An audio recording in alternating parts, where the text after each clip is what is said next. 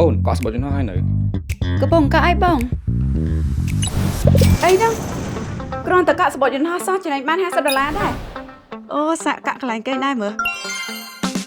នឹងអត់ទទួលបានការបញ្ចុះតម្លៃ10%រហូតដល់$50ចំនួន4ដងជារៀងរាល់ថ្ងៃពេលកក់សម្បត្តិយន្តហោះនិងកន្លែងស្នាក់នៅលើ trip.com តាមរយៈប័ណ្ណឥណទាន Visa កាណាឌីយ៉ាដោយប្រើប្រាស់ promo code CNB Fly 50សម្រាប់សម្បត្តិយន្តហោះនិង CNB Stay 50សម្រាប់កន្លែងស្នាក់នៅ